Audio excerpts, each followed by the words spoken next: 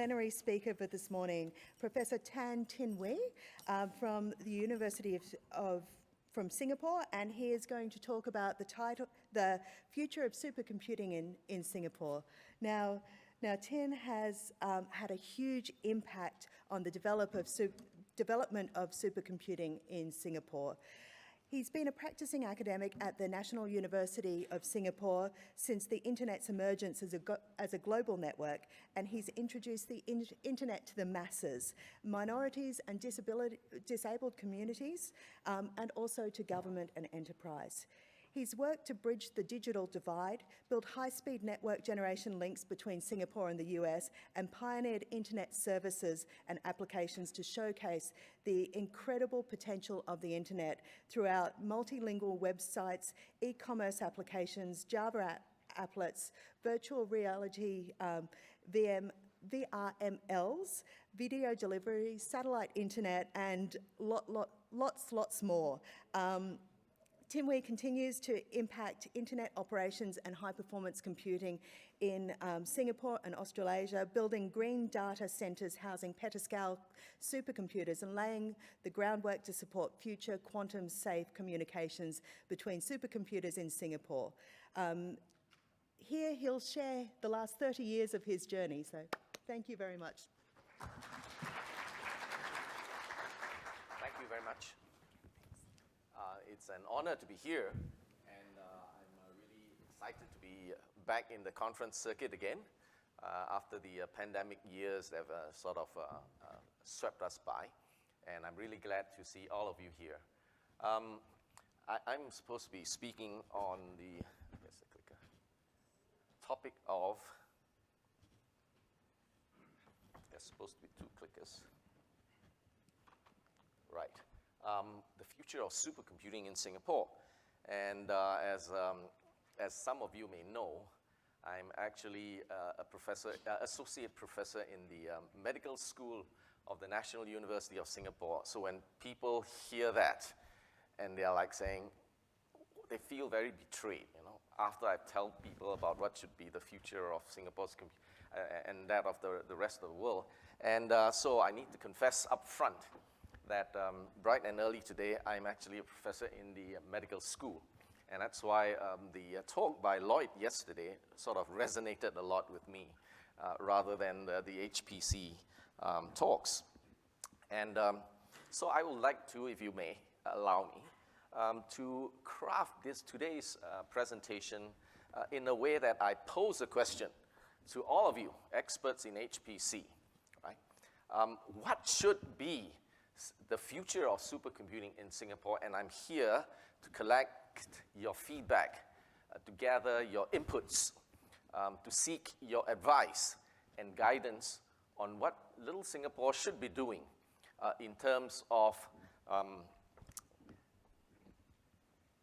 keeping ourselves competitive, helping our researchers do the best they can in whatever they do, and to excel in whatever they do using the infrastructure that we are providing.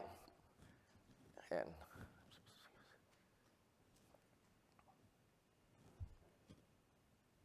this is the arrow button, right? Forward. I'm pressing all of them. Oh, okay, this is the green one.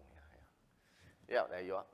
So, over the last 15 years, this is one of the longest projects that I have undertaken.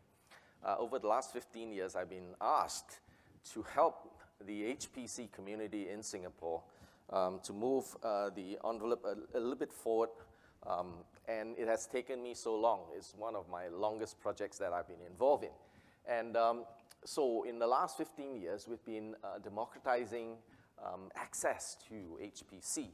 And we have a problem in Singapore because in the last 30 years, we have been one of the earliest adopters of HPC. But unfortunately, along the way, we seem to have lost our way. So I was brought in from the Department of Biochemistry to help the HPC guys, right? Can you imagine, right? Just as I was 30 years ago, I was brought out of biochemistry department to run an ISP, an internet service, and to provide access to the internet. So you can see how badly we are at scraping the bottom of the barrel, right? I have also tried my best to provide some degree of technological edge in terms of the infrastructure for our researchers to excel. And also, everything boils around on the survival of Singapore as a tiny little island, and how we can survive in terms of global competitiveness, economic outcomes in industry, as well as to support our national strategic initiatives. And all this is then pretty expensive. It's no small change to get something like $100 million or triple-digit million dollars to build infrastructure ahead of time, if possible, and to procure resources in order to enable our researchers to be to excel in whatever they do. And all this, we have to overcome the constraints, right, of land space, power limitations, and the problems of cooling hot supercomputers in a tropical place like Singapore. And consider the incredible ESG wave that have been hitting us in terms of environmental impact, and of course, our limited manpower capacity and capabilities. So, will you help me out on this, right? Is my agenda for today. Now, in terms of the R&D strategy of Singapore, we have the usual quintessential 5-year plan, right, like everybody else, right? So our latest RIE, Research, Innovation, and Enterprise Master Plan, requires us to accelerate 4 different key thrusts. And we've assigned something like 25 billion Singapore dollars, which is quite close to Aussie dollars here. And that's no small change, right? And it's about 1% of Singapore's GDP. So, question is, what should our future trusts be in RIE 2030? Because come next year, we'll be putting in place the plans for shaping and outlining what we should be doing in the future in terms of R&D for little Singapore, right? And how we can demonstrate our relevance to the global research community in terms of scientific discovery, industry-relevant innovations, and beyond that. So very soon, I will be involved in this process of advising and guiding the process of what RIE 2030 should be and how much that number should be, right, to be allocated for HPC. At the same time, the Infocom Media and Development Authority of Singapore has come up with this as of a few days ago, Singapore's digital connectivity blueprint. So we have the research guys in science and technology, and then we have the Infocom guys coming up with all kinds of plans. And we in the National Supercomputing Center are supposed to ask the question, right, and answer it. Where do we fit in this larger scheme of things to support both our research communities as well as fit into this grand digital connectivity blueprint? And I'm sure you cannot see and read the words here, but if you can download the slides later on, you might want to pour into these little things which are seriously age unfriendly. I can hardly see these words, so they should make it with larger fonts, right? How can HPC fit in a country's digital connectivity blueprint is another question which we have to answer, and to make sure it gels and syncs with the national objectives of building physical digital infrastructure, soft infrastructure, as well as the hard infrastructure, and how HPC and supercomputing can fit in this grand scheme of things. So, the Singapore economy and R&D, this nexus is particularly important, and we in the National Supercomputing Center of Singapore has been, over the past few years, built our Aspire series of supercomputers in order to allow the 4 RIE 2025 thrusts to fit in and plug into the supercomputing power, as well as to allow our research universities, our polytechnics, our Institute of Technical Education, research institutes, businesses, to plug into HPC for their research and education.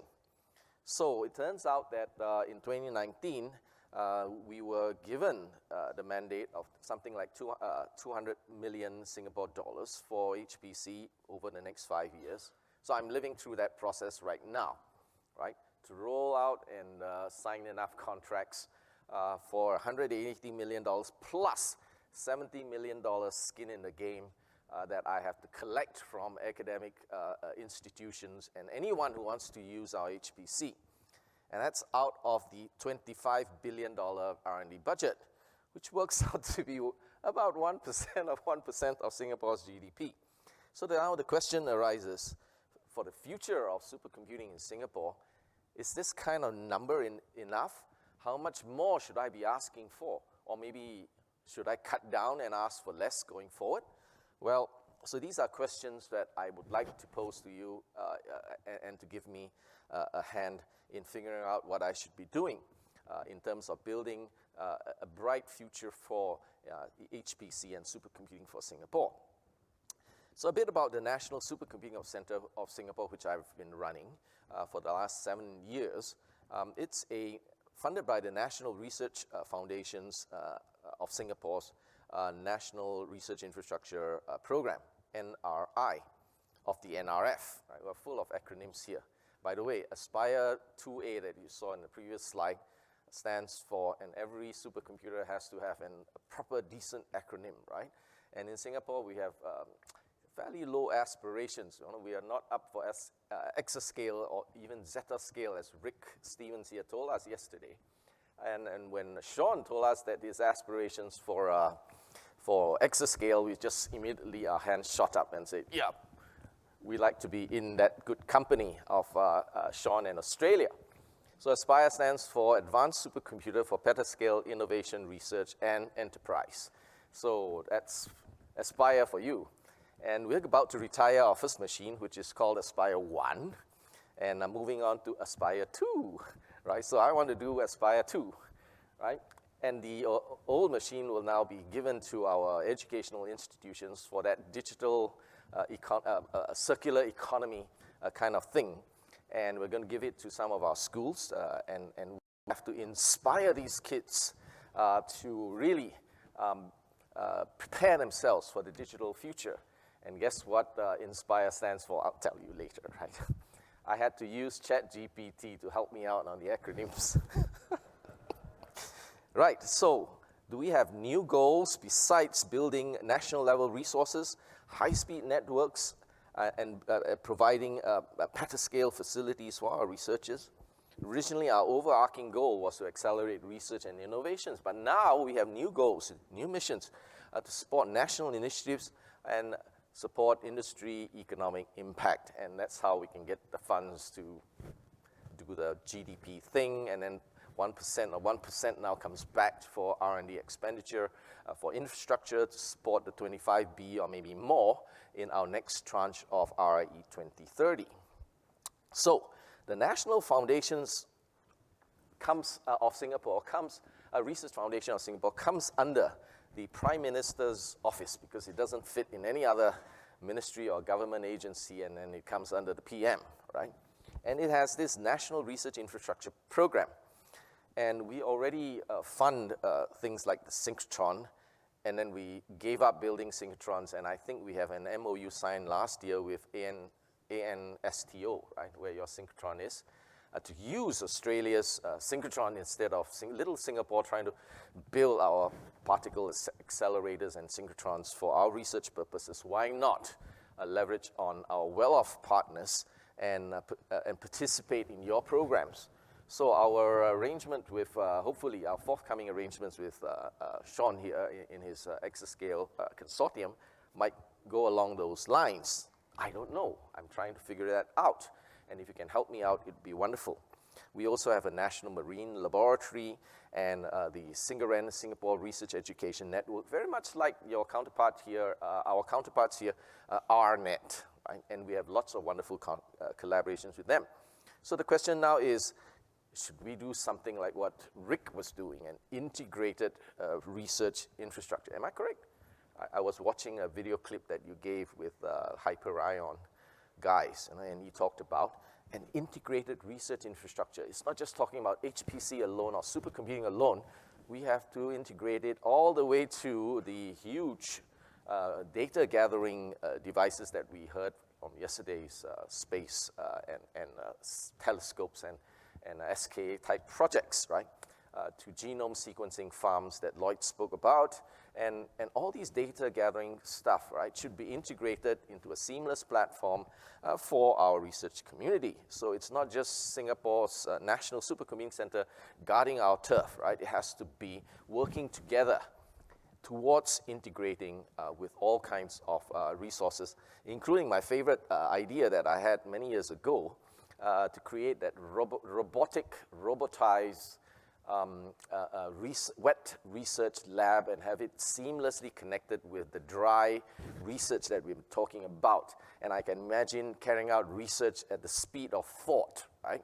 And in the internet days, I was heavily involved in the internet because I thought it was quite a bother to go to the library and flip through pages and photocopy journal publications. Fast forward today, everybody reads a PDF, and when you think of a research problem, you click on and Google search, and then you can download and read the exact original primary source and think about doing literature survey research at the speed of thought.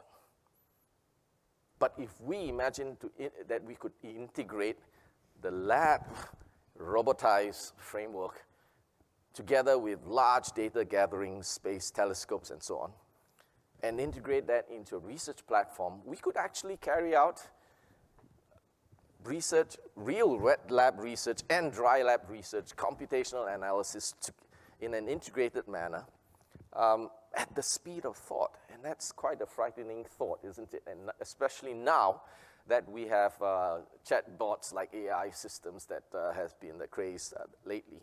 We know that it's a craze because when you turn on your a radio while you're driving, and the DJ now excitedly talks about ChatGPT, right? So with that kind of confluence and that interweaving of technologies, should we aim towards that integrated infrastructure? So it boils down on leadership. And that's why all of you are here today, leaders in computing, asking the question, how do we build an integrated infrastructure, perhaps, and how do we support the research that we ourselves are doing, as well as others who are counting on us. So what we need to do is improving our bench strength, okay? And I'm open. Should we pull in more luminaries to sit on our board, to give us that vision and that aspiration, and to actually execute on those ideas?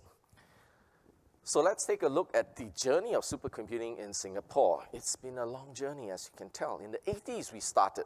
$40 million back in those days is a princely sum. And my latest supercomputer is something like 40 million as well. Well, things have changed, which means that back in the 80s, when we committed, the late 80s, when we committed to buy an NECSX 1A, a wonderful 5.5 gigaflops system, that $40 million was quite the investment. But what happened in between, right? So we're nowhere in exascale, for sure. So introduced in 2015, we finally, after 5 years of struggling with the government funding agencies, we managed to set up NSCC, right? Is that fast enough? Have we learned from our mistakes from 1980 to 2010? So these are little things that hold us back and limit the way we plan the future. So from 1 exaflop to 20 from 1 petaflop to 20 petaflops, is that enough? So in building our supercomputing systems and capabilities, we have now got to ask, how do we right-size the amount of equipment for the amount of dollars that we have allocated to get the best bang for the buck, minimize our spending of taxpayers' funds? Maybe I should outsource everything to Australia, just like what our synchrotron guys are doing. No more building large infrastructure like synchrotrons in Singapore. We just rely on ANSTO, right? Should that be? Or should I have a balance of computing in Singapore for data sovereignty reasons, for manpower capability and understanding of how to manage HPC resources, and then balance that with resources outside of Singapore? And that imperative now takes on a new dimension because of the carbon footprint that ever increasingly large energy guzzlers like petascale supercomputers are now having to grapple with, okay? So our Aspire 1 supercomputer led to Aspire 2A. It's called 2A because there's a 2B coming. And because of the pandemic and the war in Ukraine and supply chain disruptions, right, we have had to delay our Aspire 2B and then beg, borrow, steal, or buy resources from other folks who are friendly to us and willing to lend a helping hand to us. So you can see, even though Singapore might want to aspire to greater things and survive, we are nowhere close to the frontiers. So we've really got to seek the advice and guidance from the experts who are more advanced and more developed than us, and how we can maintain and continue our relevance to the global research community and to do our little bit to participate in the grand scheme of things. We weren't helped by the fact that when the government realized that a report from Bloomberg in 2020 noted that while Singapore had a 0.0005% of the world's land mass, it contributes about 0.11% of global emissions. So it's like, wow, you know, we are really bad guys here, you know, tiny Singapore, you know, in the whole tropical area and the rainforests in Malaysia and Indonesia, and then suddenly this huge blip of energy consumption. So they decided that we should get cracking on the green conundrum and impose a moratorium. Stop building data centers, no more, right, unless you fulfill a certain list of criteria. So we were also hit and delayed by this moratorium, and as a result, we are somewhat behind and always now trying to figure out how we can ask for help. But of course, we are not sitting still. So our Aspire 2A supercomputer that we built in the interim managed to win some green awards such as these. So in other words, what we're doing is trying to fit into these constraints that we have no control over and trying to figure out how we can make ends meet, so to speak. And our new Aspire 2A data center is housing a petascale supercomputer, Cray EX, which you just saw earlier, and it's power saving. It's got all these unique data center design, which incorporated some of our research guys who work with industry to design a better thermal siphon heat extraction system, and then we close the loop by using the technology. Right? We also close the loop with 6,540 IoT sensors for humidity and temperature, and fed that back into a digital model in the supercomputer that models our supercomputer operations. So a supercomputer within a supercomputer. So we have worked very hard to so-called the American expression, eat your own dog food, right? Eat your own dog food or something like that. That means you are using you're preaching, practicing what you preach, okay? So we've been demonstrating with ourselves, within our own operations and processes, that we ourselves also use the supercomputer to enhance the way we run our system, to leverage on Singapore technology and do digital monitoring of the digital twin, and then to make it more environmentally sustainable. And of course, it's location, location, location here. We're situated next to our sun-setting Singapore synchrotron light source, as well as our Sunrise TCOM marine wave basin. There are only about 5 or so in the world. So my time is coming on soon. How much time do I have? So we are also super connected locally, regionally, and globally. I spent 20 years working on trying to build network connectivity and to plug Singapore into a global research education network such as this. You can see here that Singapore is one of the hub. This picture is a bit conservative because Singapore has now today become one of the major global research hubs, having multiple 100G links, north, south, east, west, right? North to Japan, multiple 100Gs to Guam, and multiple 100G links to Europe. And I think ARNet spent a lot of money by paying for the Indigo link, right? For 100G from Perth up to Singapore as one of the many redundant links to the rest of the world out of the Australian continental mass. I think you have the Southern Cross, multiple 100Gs up to the east, and then to the west, north up from Perth, 100G. So we are actually plugged into this network infrastructure. So we've done that, right, to build the underlying framework for supporting key national projects on a global basis for allowing researchers in Singapore to plug into the engine of growth in the world, to carry out research in whether it be in weather modeling or in the built environment, how to prevent hotspots in parts of Singapore and to create a livable environment, to COVID research, studying airborne droplet, everything else that impacts on Singapore as a global city, and the genome projects. So we are only 110 to 100K, unlike the million genome projects that Professor Hollenbeck spoke about yesterday. And of course, the models that we built for our racks, so we eat our own dog food, so to speak, right? And we actually use this thermosiphon system. We're also heavily involved in international partnerships and engagements, and the purpose is to partner for mutual benefit and success. So these are some of the things that we have been trying to do over the last 15 years that I've been involved in HPC, to find ways in which I can address those key challenges that we encounter. And one of them is that we had the honor of participating in this so-called Alliance of Supercomputing Centers, HPC Together for Good, and Sean Smith here chairs this ASC. And we're very honored to be able to host the inaugural event of the ASC. We called it the HPC Core Group, for want of a better name. I think we have gravitated to this ASC acronym. And you see many supercomputing centers now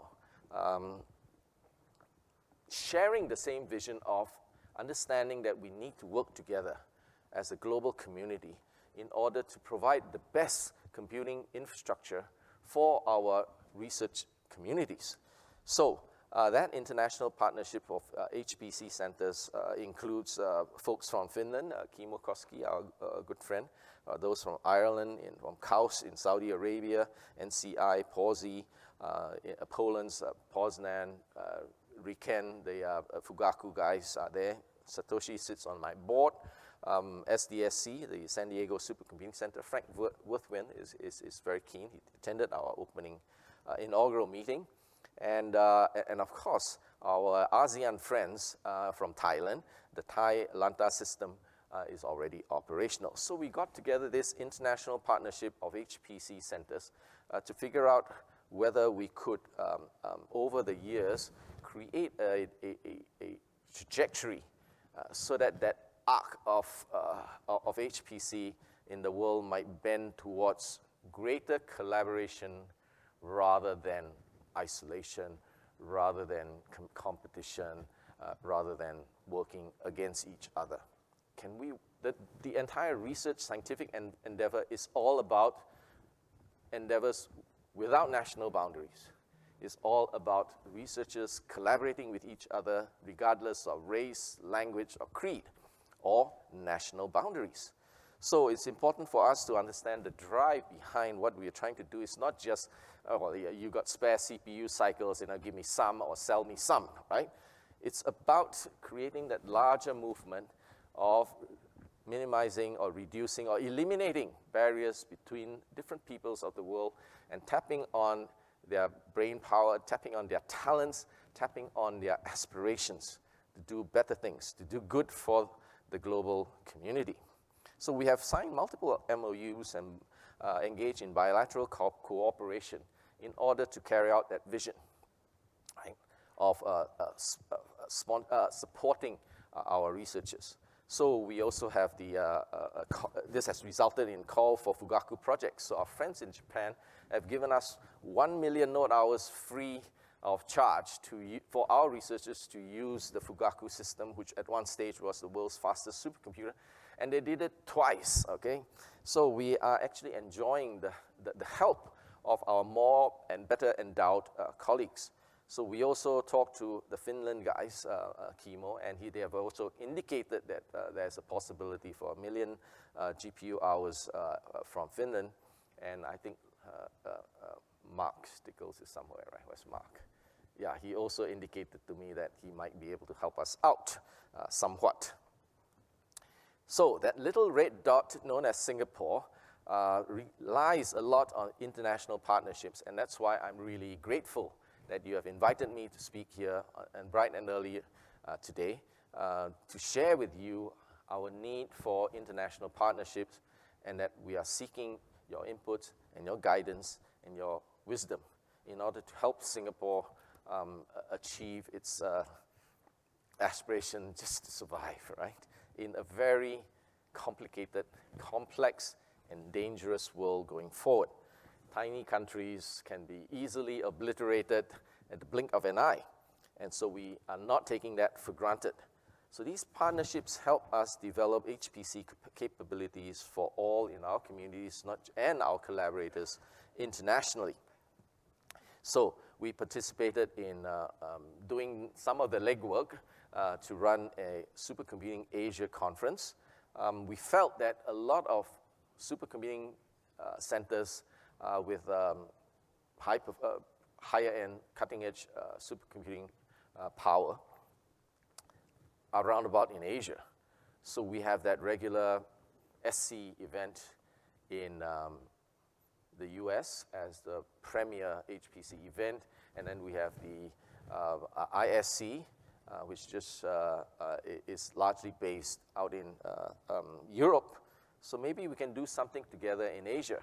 So now we've sort of entered into that kind of conference circuit, one of 3 major events in that calendar of every year.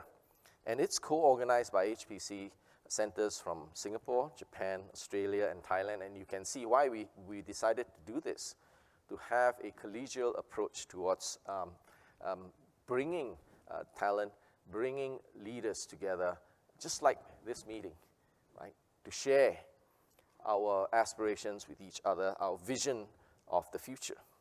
So I hope to see you in Sydney next year. I think Sean and his team are busy preparing for that wonderful conference, but as of yesterday, we may have to hold a few more, right? Meetings in between.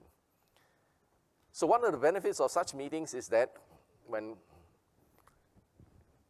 excited minds start sharing ideas with each other, Sean mentioned the possibility of an exascale computing system for the region. And this constitutes the so-called have-not. So it's probably rude of me to say that, Australia is a have-not. But Singapore, for sure, we are have-not. We have not any plans for exascale, right?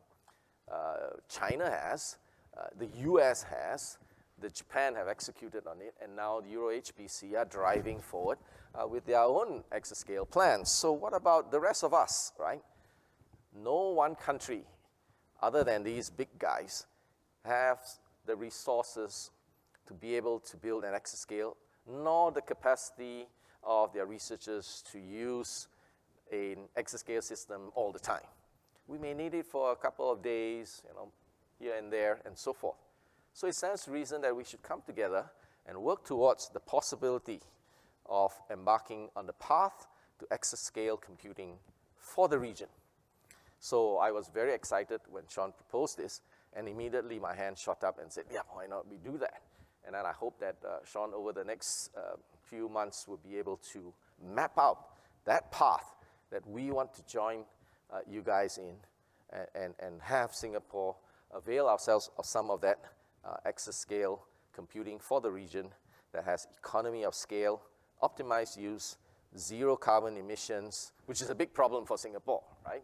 And for regional promoting and fostering greater regional collaborations. So we in Singapore want to join you guys, okay? And we want to learn from you how we can do this. So at the very beginning, I asked the question, what should the future of supercomputing in Singapore be? So we need to add on one more, keeping good company, an international exascale consortium, and more, including the Zeta scale, which Rick Stevens here mentioned, and beyond, and how we can juggle and balance supercomputing in the form of HPC with AI and quantum.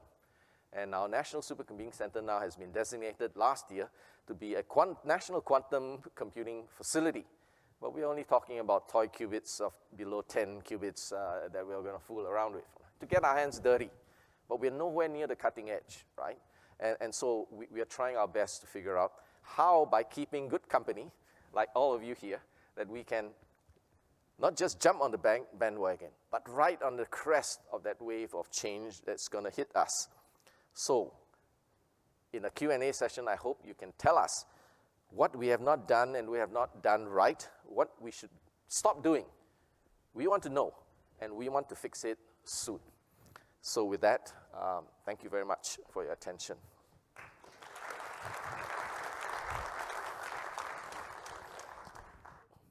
Wonderful talk. I'll open the floor to questions. Help? I'll start off with one in that Yeah, case. thank you. Okay, one of the things, you know, as you said, not everyone can use an exascale machine all the time, not even the most ambitious research consortium. How do you think, you know, what would be a good, I guess, architecture strategy to have a series of smaller distributed machines, or a large, you know, everything in one place? What do you think? I don't pretend to have the answer here, but I can share with you what we tried, right? And some of you may recall Marek Mihalovic, who used to work for me when I was his chairman, the InfiniCortex project. So we felt that the InfiniBand, as the main interconnect within HPC centers, data centers, the interconnects within supercomputers, could we extend it to do RDMA worldwide, right? So we call up our networking friends, and of course, I'm being an internet guy for so many years, so I call up a few friends, and they say, oh, okay, we can do 10G and connect up everybody around the world. And then fast forward, we had 100G links all over the place, and in 2016, we managed to demonstrate that we could extend InfiniBand into a ring around the world and have and try to persuade Mellanox to do InfiniBand routing and InfiniCloud. So we've demonstrated in 2016 that it's possible to do that. And then companies like Mellanox got swallowed up by NVIDIA and so on. So the whole idea is that, and Marek calls it InfiniCortex because it's like the brain, right? A distributed InfiniBand connected InfiniBand connects between supercomputing centers and their supercomputers, all working as one and sharing the resources, load balancing across different countries around chasing the sun, so to speak, and shifting the load as and when it makes sense, whether it's energy sense, whether it is carbon footprint, or somebody happens to have bought a new supercomputer and their capacity is not fully loaded, and it's like empty hotel rooms. Sell it to me free or cheaply. So that's kind of the initiative that we already demonstrated that it's possible to do RDMA across global distances. So can we now glue our supercomputers together can we not have our job scheduler? And I believe that the PBS Pro meta scheduler can do this, right? Now, how about binary compatibility and so on, and how do you stage data, right? And we need to improve on our data movement protocols. It cannot be just, global grid FTP, a TCP IP protocol. It's a communications protocol. Hello, are you there, NAC, and so on. We've got to roll in large data movement protocols, right, where all the nodes are aware that they exist, and build that global fabric, whether it's InfiniBand or it's Rocky. We've got to build that. Otherwise, the vision of an integrated research infrastructure will be seriously hampered. So I'm here to ask, some of the network experts here in the audience, could you help enlighten us on whether it's possible for us to build that global integrated research infrastructure, and how should we do that? So the path to exascale is one example, right, of how we could get on that path towards that level of integration to carry out research at the speed of thought. Rick? It's a wonderful thought and context.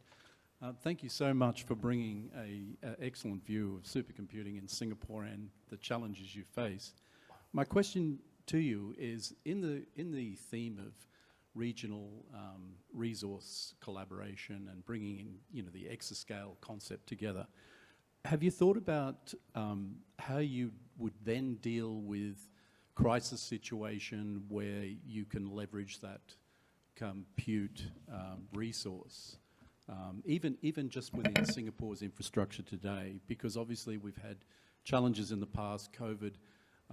There's the gap in trying to build those data centers you mentioned before. Now with the moratorium, having to get cleaner energy before you can build a new data center. So I just wanted to share that with you. Maybe that'll bring some other conversation into the meeting here on just how we could use a regional concept in those sort of emergency situations. So that's incredible input. Thank you very much for your guidance, which resonated with me while I was standing there listening to you, because after I do this HPC thing, and then hand it to some younger fellow, right, I might want to go back and build the Singapore Biodefense Force. COVID pandemics, what's disease X coming?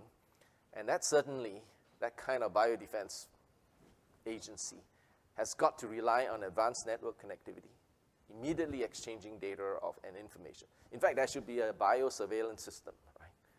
Anything that can transport atoms and molecules from some remote jungle in 24 hours, we need to carry out our surveillance right to the frontier, because we need that lag time of 24 hours in order to be able to respond with a biodefense strategy that can contain any disease coming into our borders.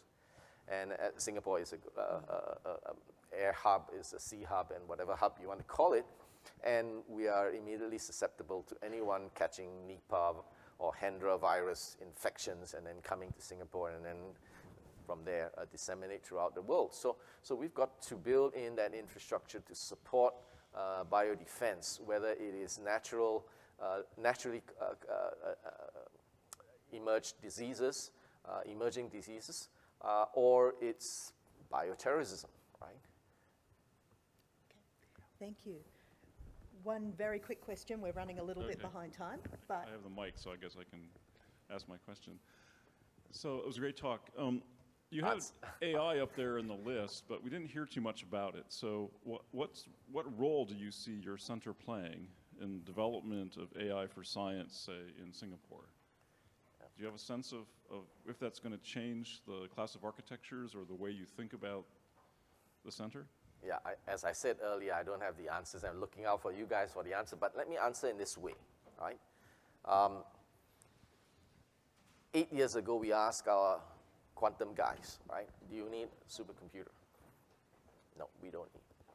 And yet, we have been hearing yesterday, there has to be this connection between quantum and HPC. Otherwise, it's not going to work. So our guys are now suddenly realizing, so that's why we set up and fixed the problem and set up the National Quantum Computing Hub. So our collaborations with the 12-year-old Center for Quantum Technologies, CQT, in Singapore. We've been funding it for the last 12 years, and then finally figured out, okay, we've got to get together. And this we have done.